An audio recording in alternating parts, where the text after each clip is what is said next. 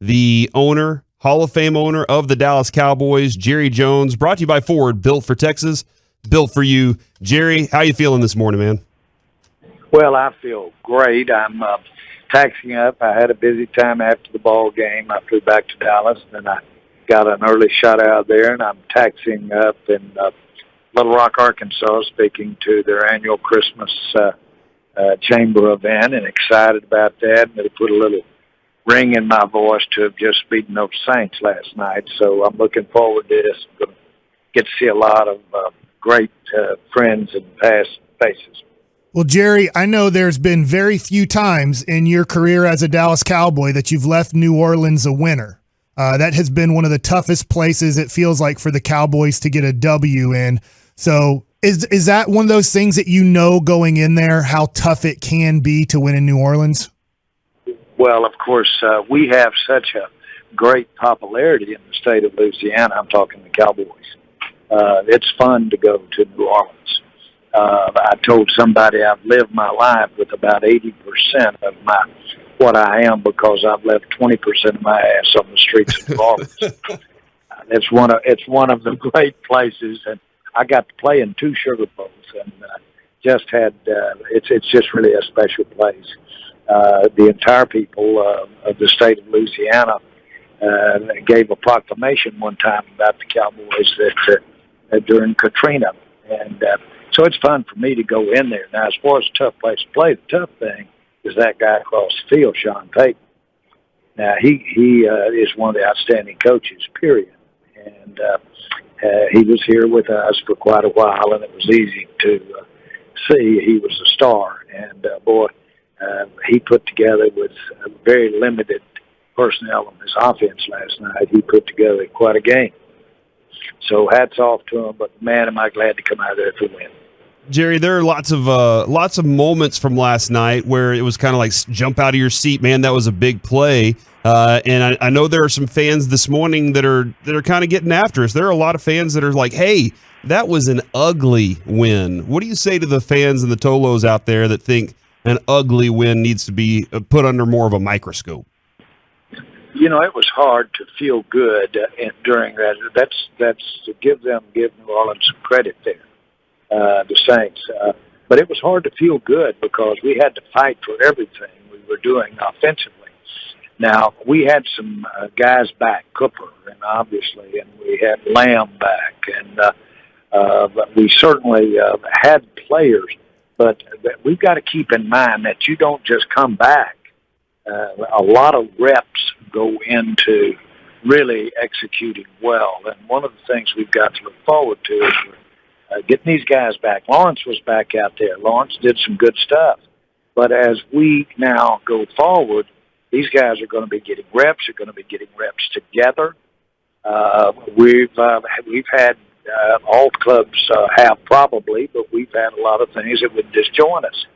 As we get these guys back, Gallimore next week, there's a real good chance we'll have Randy Gregory back next week. It's practice time. And the same thing is true with our offense. You just look at it. Dak was limited in training camp. I'm not making excuses, but he was limited in training camp shoulder. He, of course, later had the calf. And these are great players, but we got to play a lot of throw and catch at practice. And we'll get to do that. That's what's great about this. We've got that to look forward to. We can refine by practice time and by repetition a lot of what our fans and we all want to see. Jerry, you're a former offensive lineman. Give us your assessment of how the offensive line has been playing recently. I noticed last night across the board, you had breakdown. And the offensive line in general has had pretty consistent. One player breaks down, another player breaks down. Of course, as a unit, one breaks down, it breaks down the line, the concept of the play usually. And so, again, that goes back to some repetition. We're going to get to have more of that repetition now that Tyron's really in the swing of things out there. We've certainly have moved some faces around in there. Baez played good last night, I thought. And so we get Collins. Collins is, frankly, it's been about a year to 2 years, really, or a year and a half. But Collins has gotten back in the groove. He's still working with his hip, but he's getting better and better and better. The key thing with the offensive line, to your question, is that the more they work together, the more they see situations, the better they'll be. But then also, you've got to have if you have breakdowns, then you've got to be able to do some improvising when that comes in, and all of that contributed to what it looked like was some concern in the offensive line last night. I'm not as concerned. Jerry Jones joined us here on the KNC Masterpiece on 105.3 The Fan, and you talked about being a little disjointed in some things that have led to that. Last night, Mike McCarthy not there. I guess this is kind of a two-parter. One, how did Mike McCarthy watch the game? Was he in his hotel watching it on the Fox broadcast, or did he have a different box that he was watching through? And how did you think Dan Quinn did? Yeah, technically, I'm not for sure. I do know he saw every play real time. Okay, and was able to comment on that. I talked to him right after the ball game, and he was just like everybody else, run the ball there at the last possession, next to last possession.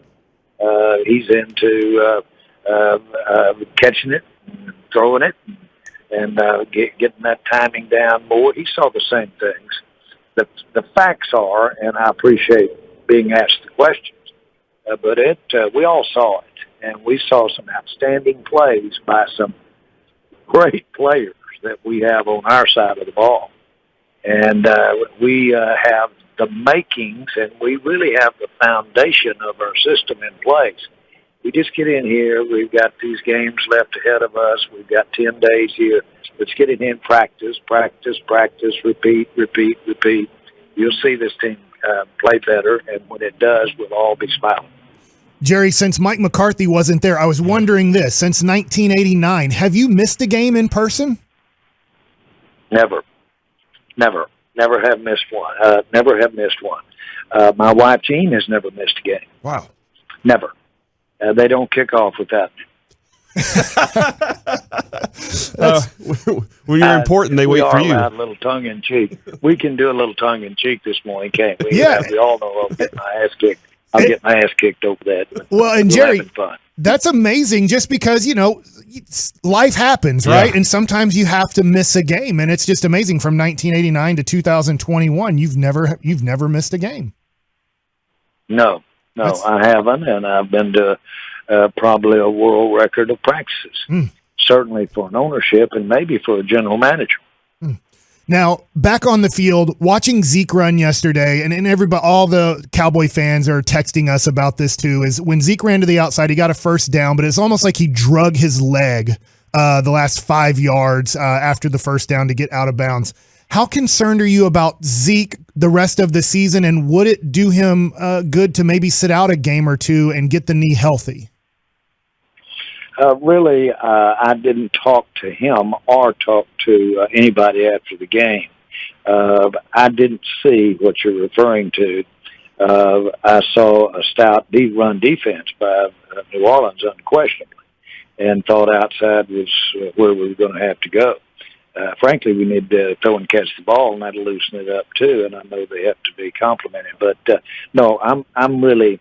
I'm sound with where I am. His trainers, the people that are the closest to his health, his medical situation, think he's really good to go. And so I don't see after a 10-day rest here. And, a lot of times if you can get through games, if you can push on, then that's better for you than sitting it out. And then you actually, if you have an issue, it improves if you're able to get through and not injure it more. He certainly didn't injure anything anymore last night. And so I really look forward to a powerful and dynamic Zeke as we move on into the last part of this season. Jerry, the rookie linebacker won in a rookie of the month, defensive rookie of the month, and just continues to pile up every step of the way. Could you have foreseen this kind of rookie season for him, and what's the ceiling for this kid? Well, he was our best defensive player that we've had on the board.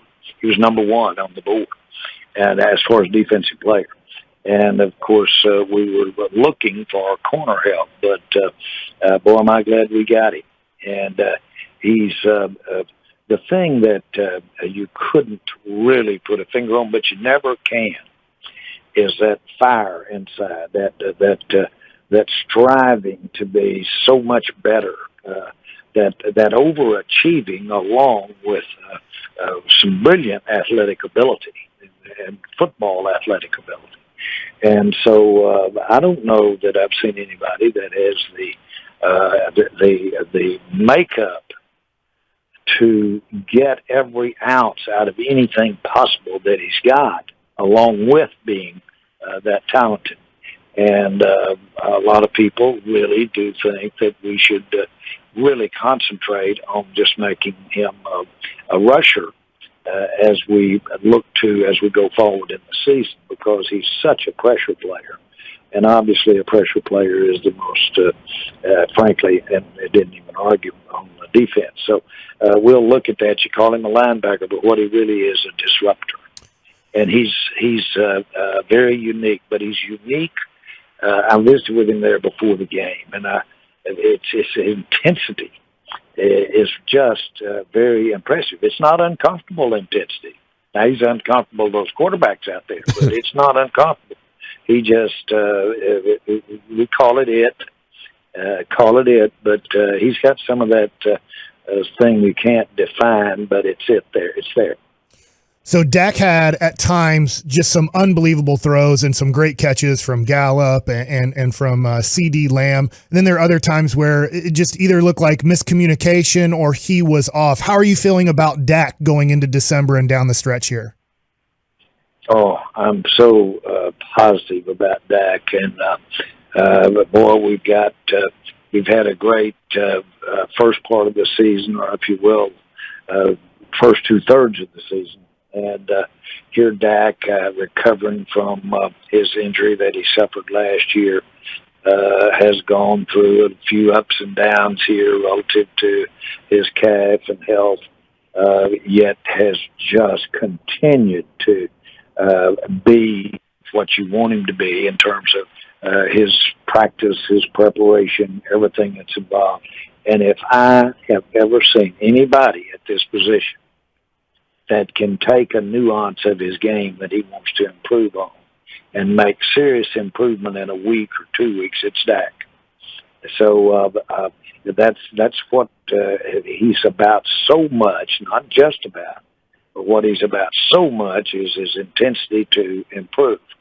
And he's the first one. I mean, he was, you can imagine, he was just satisfied last night. He felt he could have played better. He was the first one. And of course, you just know, even without asking, somebody's going to get their legs run off out there with him doing work and working on his repetition on his passing game.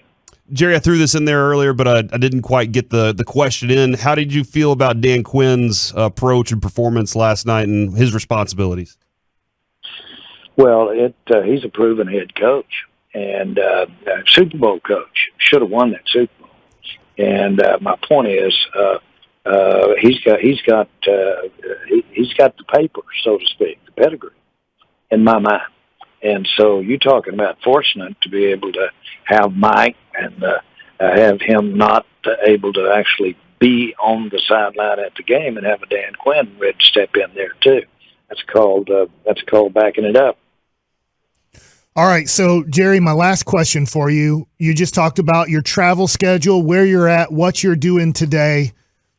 How do you have this energy? Can you give me a little bit of, I don't know what it is. Can we can it or bottle it? Give us why or how you have so much energy. Is it your sleep pattern? What is it that gives you this much energy at your age? Well, you guys are being kind. I did get in about 2:30 last night from New Orleans, had to be back out at 8 to get on the plane. But the bottom line is that, first of all, I stay on a high, a natural high. And the Cowboys do that for me, and sports does that for me. I am so fortunate and would recommend it for anybody. If you can get in something that is just, you don't even know you're spending the time or the hours, you don't want to go to bed and can't wait to get up. If you get in something like that, then you're going to be a long way toward energy you're talking about or needing to go. I'm excited about what I'm getting ready to do in the next hour and a half and visiting with these people about career. I just landed, and I landed about 100 feet above the old house that I grew up in. Wow. Over here, and look down at it, and can remember some of the old trails out there. Matter of fact, I'd go over there, I'd probably see some chunks of wood on the telephone post that I knocked off when I was about 11 or 12. But that'll fire you up. Well, Jerry, we always appreciate talking with you. Wanted to let you know the bottle that we got of the Maker's Mark Select from you did raise $1,800 and helped us get to the goal, the highest goal we've done in the 8 years that we've done the show for Peace-a-thon. We really appreciate the donation. Always appreciate talking to you, Jerry. Well, great guys, and we've got a lot more of those bottles. You did the work. Let's go out here and try to do some more good with them. Yes, sir. All right. Okay. Thanks a lot, Jerry. I'd offer to auction it. I'd offer to auction it off, but they might reduce the price. I've had that happen to me. Well, you have a great day, sir. Thank you, guys.